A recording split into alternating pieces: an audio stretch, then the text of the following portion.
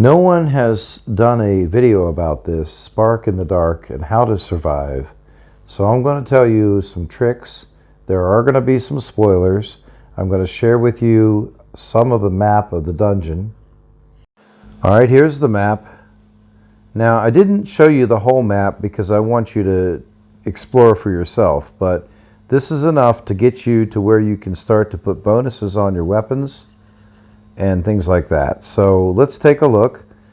We have a key down in the bottom here. This is the key. And you can, of course, copy this and put it somewhere so that you can watch it. Okay, so we have the starting room with the two lamps. So the two light areas. There's a doorway. Then you're going to turn right, go to this doorway. That's a large creature that has fallen there, and he's kind of in your way. Remember this one leg sticking out? You can be caught on that leg, so just remember that. So you're going to turn right, and you're going to go down this path. Now you can meet many spiders through here, and the spiders are dangerous, so be aware of that. I'm going to give you some hints about battle in a minute. So then you turn right as soon as you come through that last door, and that is your room where you can shut the door. This is a secret passageway. That's one of them. There are many, but I'm going to show you that one. Once you're in this room, you can do things which we'll talk about, which you're going to need to survive the game. Okay, there is another door here, so you know this is the complete map now. So here's the picture of the complete map, the part I filled in. Okay guys, when you're able to sleep, you can add buffs to your weapons and also repair your equipment and also get some bonuses to your character. You need to think about what type of weapon you're going to be using and the armor, and try to stay with that same weapon and armor, because a +1 sword here makes a big difference in this game. So if you get like +3 to your axes, you're a whole lot better than running the axes versus running a sword or a hammer. It's really crazy. So look at the health here. See how it's going up as I'm resting longer? Definitely wait for it to get to max. Okay, so you want it to be maxed out. Here, this weapon has been sharpened and it has 5 more hits on it with a 35% damage increase. This matters a lot in this game, okay? Survivability is about your stats and slight buffs. This armor gives me extra constitution, which matters a lot in this game, okay? So it's not only good armor, but don't overuse your lamps. If you overuse your lamps, you'll run out of them, and that's really a pain in the butt then. So use them only when you have to, and don't forget to turn them off. Okay, let's see what other things we can tell you. See how this weapon's been damaged here? If you're either a fighter or a blacksmith, you can repair it. Each of them is a little bit different. Here I got +3 to axes. That really helps a lot. And try to stick with one type of armor. So pick one and then stick with that. All right. Now, we're going to look at settings here, I think, next. Yes.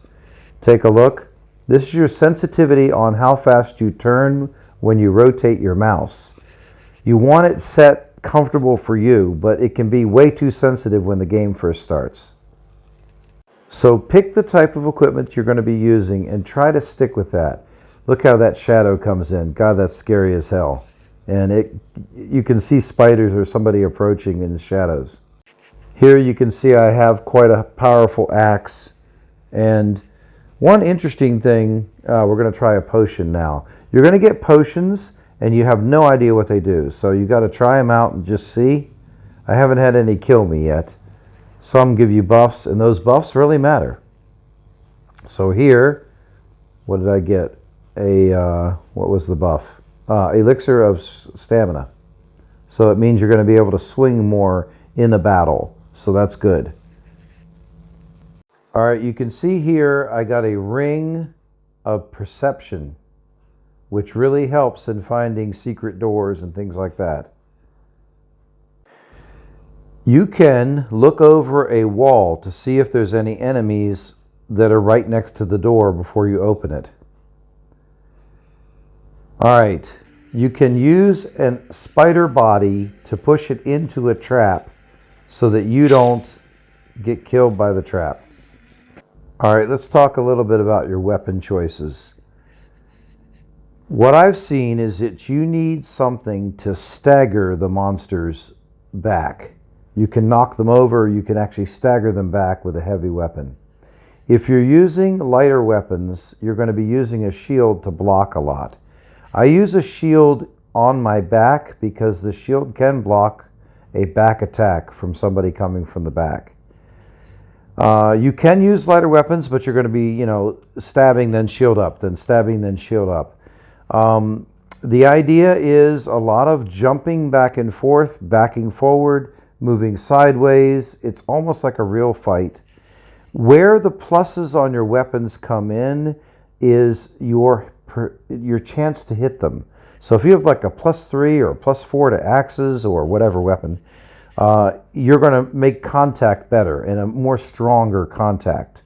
So that's how the weapons matter. Let's see, armor. If you're using heavy armor, you're not going to be able to carry much else. So that's a problem. So if you choose to use heavy armor, you're probably going to only have one set of weapons. The monsters can knock the weapon out of your hand. What do you do then? Run away until you can get back and kite them away and then get back to the place where you can pick up the weapon and fight again. Notice I'm putting coins down. The coins are very, very useful later in the game when you're exploring all these passageways that are secret rooms, because you'll need to figure out where the hell you are, and especially if you run out of your light, your lamps, then you will need the coins to be able to see where the hell you're running when you're almost out of health. Okay, everyone probably knows, but lights heal you, and then of course sleeping actually will return all of your health to you, so that's important. Make sure you don't go into combat partly damaged. And really, if they get one good hit on you, taking half of your health or something, it's time to run away. Pretty much that's the way the game works. If you don't run and you stand and fight, you're probably going to die, and it's permadeath. What to do if you're surrounded by enemies? Well, that's a tough one. If you have enough stamina, you can press spacebar and roll through them. Try to run away. Try to move sideways. That helps. Take a look here. In the center room, there's these mysteries of, I guess, past battles. Pretty cool. There's a machine in the middle of the room where you have to get in and basically explore everything, because even a dead body, a corpse or whatever on the ground, can hold a key or something that you'll need to finish the game. So now I'm going to show you one of the secret passageways. Now notice when I first come up to this area, I don't see it, and you can't open it unless you see it. So if you know one's there, which I've already shown you on the map where one of them is, then just wait for your perception. Yeah, keep going back and forth. And there it comes. There it is. Now I could open this. Okay? Something else to tell you. It's really weird. You can actually swing and hit a light source and break it. Some of the light sources can be turned on, so look for those too. So if you break that light, though, it's gone forever. All right, now we're going to open this passageway. So there are many of these. They're all around the dungeon. And they're usually quite cramped because you're not in a room, you're in like a hallway behind the room. Oh, shit. So fighting in there can be hard, but it also allows them not to come around your back so easily too. All right, now here I have Rot, which is -2 to Constitution. That's from a spider. That -2 makes a big difference on your survivability. So go back and sleep. Okay, go back and sleep. Yeah, let's take a look at what's coming up now. Do you want to rest? Yes, I do. Rest to heal the injuries. Rest to heal broken bones.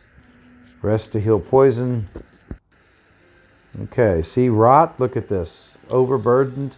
You will become overburdened if you have too much stuff on, or you get rot or constitution drop.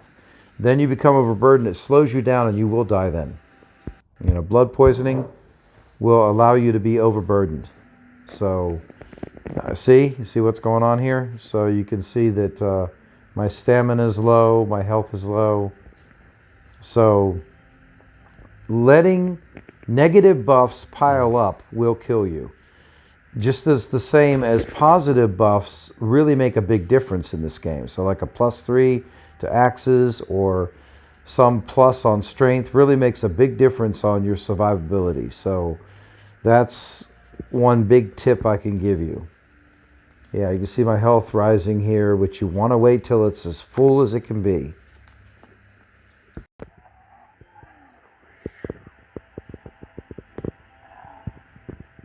Sound can tell you when there's going to be a monster that comes.